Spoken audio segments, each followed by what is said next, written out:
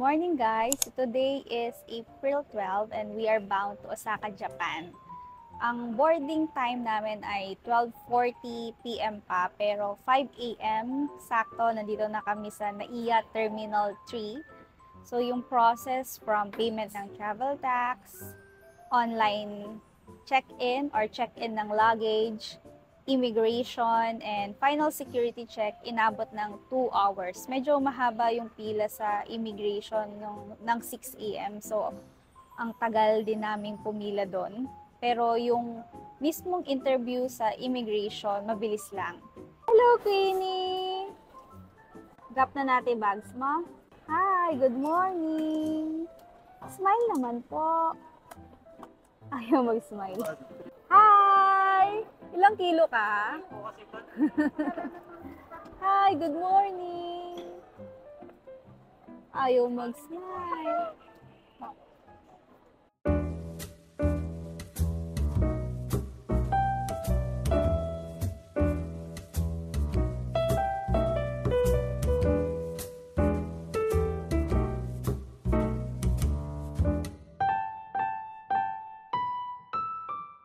Tulog na ang alaga, kaya pwede nang mag-vlog si mommy. Diyan nga pala kami nag-breakfast guys sa Tropical Treats. Doon kasi sa harap, sa Kenny Rogers, Tapa King, Blue Smith, Starbucks, ang daming tao. So buti na lang dito sa bandang dulo ng mga gates, may makakainan pa. So ano ba yung tinanong sa amin ng immigration officer? So 6 kami sa family. So ako yung nauna sa pila, tinanong ko kung pwedeng group kami na interviewin. Kaya lang, sabi nung immigration officer, hindi daw pwede. Pero dahil karga ko si baby, sabi niya tawagin ko daw si daddy para ma-assist ako ni daddy. So, pang ilang travel na namin to abroad. So, sabi ko lang, second pa lang. And then, kailan yung uwi namin at saan kami nag-work. Yun lang. Then, okay na.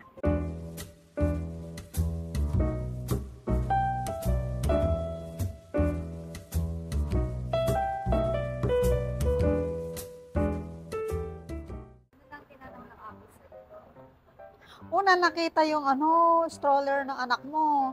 Tapos sabi ko, kasama ko yung apo ko, sabi ko. Tapos ang sinunod niyang tinanong, kailan ba kayo uuwi? 18 po. Ilang days kayo? 7. Family ba kayo? Opo. Yun lang ang tinanong. Tinanong lang ako kung sino kasama ko. Then sinabi ko, pamilya, mama, papa, ganyan. Tapos tinanong ko saan ako nagtatrabaho. Tapos hiningi company ID ko. Ganun lang, okay na. Ang tinanong sa akin kung ano ang work ko. Sabi ko, retired army.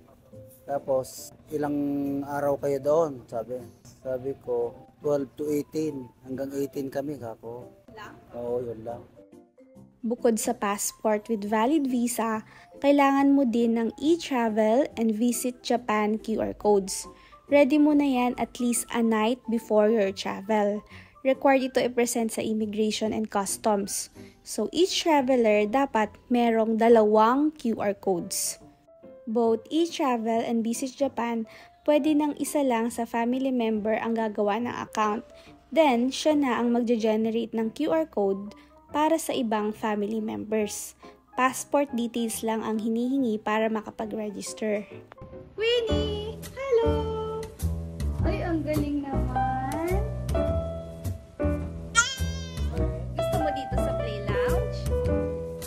Gate 101. Libre lang. Papakita mo lang yung boarding pass. And pwede na mag-play si baby. 11 o'clock na. Ayan. Kain muna tayo sa Tapa King ng lunch. Kinompare namin yung exchange rate dito sa NAIA versus sa Google rate. Mas mahal sa NAIA ng 245 pesos kada 10,000 yen. Nung nagpapalit kami sa BDO, mas mahal lang ng 10 pesos kada 10,000 yen. Kaya buti na lang nakapagpapalit na kami sa BDO. Day before ng flight, bumili kami ng travel insurance sa GCash. Pumatak lang siya guys ng 600 per person, good for 7 days na yon. Pero take note, hindi naman required ang travel insurance. Kumuha lang kami para meron kaming peace of mind during our travel. Hindi naman kasi natin alam kung kailan magkakaroon ng emergencies.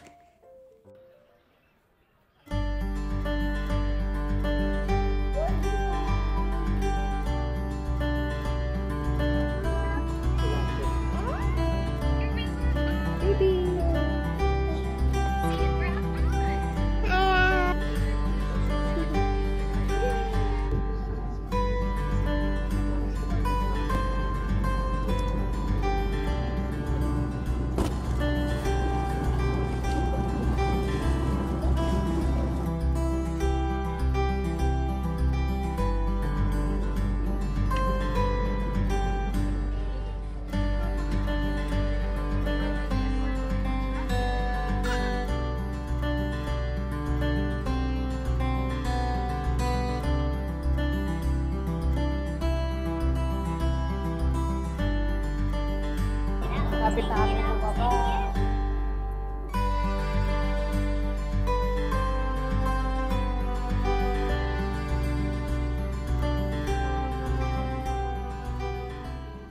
Officially landed in Japan. Yan, ikinulong na ang baby. Hi, Queenie! Safe ka dyan? Lalakad na tayo. We're in Japan. Sobrang ayos dito, guys. Pagbaba namin sa plane, susundan mo lang lahat ng signages. Susundan mo lang yung tao. Hindi ka maliligaw. Napakaayos. So, after immigration, pwede na namin yung luggage namin dito. So, dahil natagalan kami, inayos na ata nila yung mga maleta ng mga late. Ayan. Or not sure, baka inaayos talaga nila. Kakalungkot. Nabali. Siguro hindi naingatan. Pero okay naman. Tanggalin mo na. Okay. Ingat na lang ang baby. At least okay pa na may stroller. Yay! Sa wakas, tapos na ang Immigration and Customs. 1 hour din yun. Sa wakas, nakalabas na kami ng Immigration and Customs.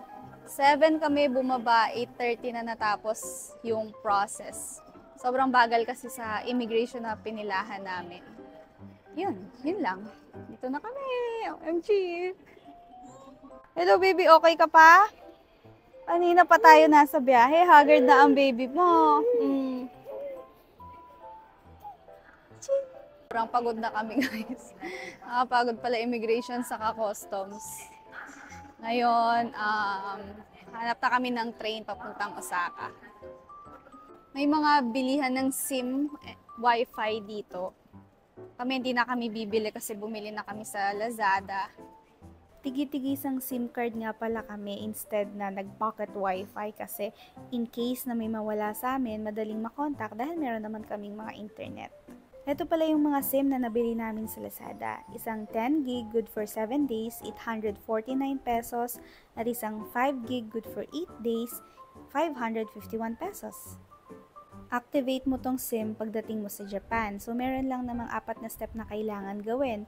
Una, turn off mo yung Wi-Fi.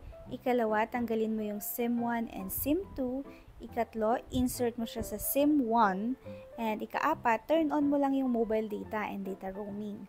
After nun, wait ka lang ng ilang minutes, magagamit mo na yung mobile data. May money changer din dito. Ayan. Okay daw yung mag-withdraw na lang sa ATM. Sa 7-Eleven Bank. Anong tawag dyan? Kalimutan ko. Basta yan. Try natin yan minsan. Kasama ko lowbat na sila. Sobrang gutom na kami.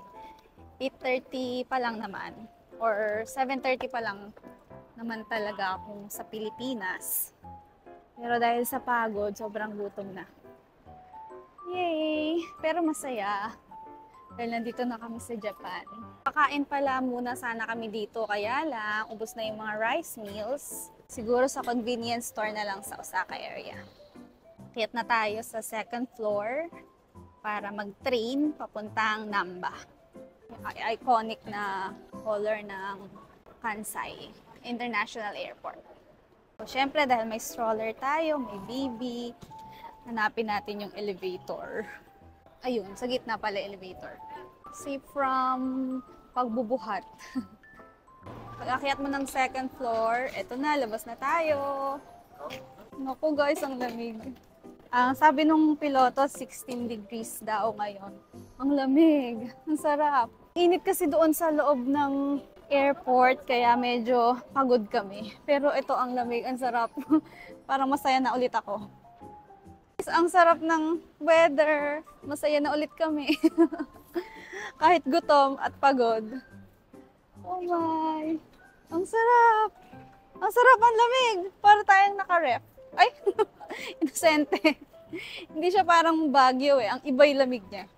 Diba? Iba'y lamig, hindi parang Baguio. Guys. Oo, naman sa nanonood. Wala, hindi po siya nanonood. 16 degrees lang. Pero ang sarap. Ayan yung airport. So, pagtawid mo, ito na yung ticketing station ng mga trains going to Osaka and anywhere else in Kansai. Siguro, parang ganun. I'm not sure. Uy, ang sarap. Hindi na ako pagod. Hindi na rin ako gutom. Bili muna tayo ng train tickets going to Namba. Dami pa rin tao, 8:30. Bili si Daddy ng Icoca card. So, 10,000 yen. Yun na yung initial balance. Yan na yung card. Ganda. So, dito lang din bumili si Daddy ng Icoca card. Yan, dyan, doon. Sa bahay naka-black. Yung kulay pink. The vending machine. Vending machine ba ang tawag doon? Ngayon, bibili naman kami ng train tickets papunta ng Namba. Di busy. Siyang aming ultimate navigator sa travel na to. Ay, ako taga-sama lang at taga-video. At si baby, ayan, nasa lolo at lola. Pakita ko sa inyo. Ayun, si baby nasa stroller kasama ang lola. So, yan ang hack para makapag-vlog ka. Dapat may kasama kang mag-aalaga sa baby kasi sobrang mainipin ng mga baby.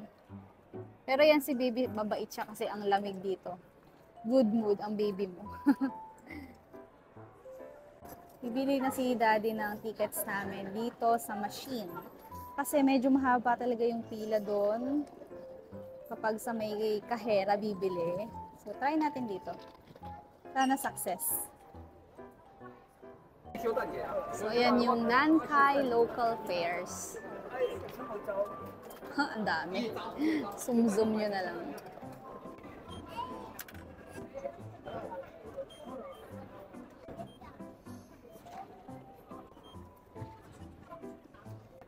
Ilang minutes pa?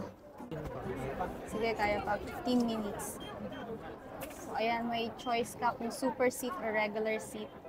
Regular seat lang kami. Reserved seat nga pala yan, guys. Kaya pipili tayo ng slots available.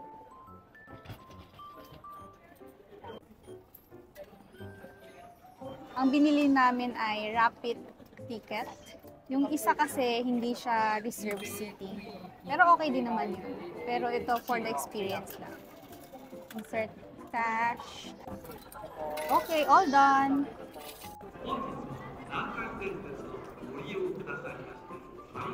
Dito tayo sasakay, guys. First train experience in Japan. Isang train, guys. Hindi siya reserved seating. Ayan, pagpasok mo ng train, iwan mo lang dito yung luggages. Dito tayo, naka-reserve seats. Sobrang komportable ng ride dito sa Nankai Limited Express train. Kaya lang, tahimik dito. Ang maingay lang si baby. Tingnan mo. Ayan siya. Ang ingay niya. Tao siya ng tao. Ang comfy ng chair, ang tahimik. Sarap mag-relax. Sarap din magmuni-muni. 40-minute ride nga pala ito from the airport to Namba. Baby Queenie's first train ride. Rapid Nankai Limited Express.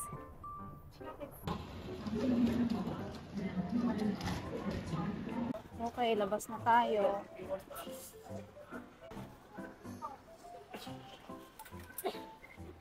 Okay. Hi! Naiyak na. Elevator going down. Buti na lang madaming elevator dito kasi ang daming dala. Stroller ni baby mahirap dalhin. Mula sa Namba Station, sasakay pa kami ng isa pang train, Migusuji Line, papunta sa Airbnb. Pwede naman lakarin, kaya lang medyo malayo, kaya mag-train muna tayo dahil gabi na. Oh, sarap ng lamig.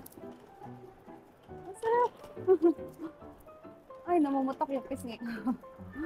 Ay, ang lamig, ang sarap! Lamig, sarap! Sarap ng weather. So, paglabas mo ng Namba Station, meron dito pababa. Yan, dito yung Migusuji Line. Ay, sana hindi masyadong malalim at ang dami nating dala. Yan, kung mababaw lang naman.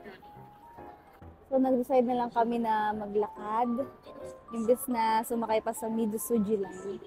Kasi ang bigat ng mga maleta namin kung bababa pa kami sa mga stairs. Kaya, ayan. Saka maganda naman yung weather. Welcome to Shinsaibashi Suji. Daming tao, grabe. Yung Glicoman doon na siya, ayun. May reflection. Uwit ako yan. Sobrang bango dito sa Dotonbori area. Amoy takoyaki, nakakagutom. Ito yung area papunta sa Airbnb. Sobrang linis, tahimik, ang bango, ang daming restaurant. Saka hindi nakakatakot. 11 o'clock na. Oh, ang ganda dito sa Japan. Bili muna tayong dinner sa Family Mart. Ito dito kahit sa mga kanto lang na ganyan, may vending machine. Alaga ko, tulog na tulog. Oh.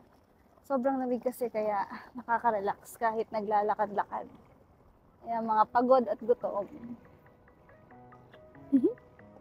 Oily na. Finally, nakarating na kami sa Airbnb. May pa-welcome treat yung may-ari. Cute. Ano po? Dinner, 12 o'clock. Japan time yan. Oo. From Family Mart. Pork cutlet and chicken.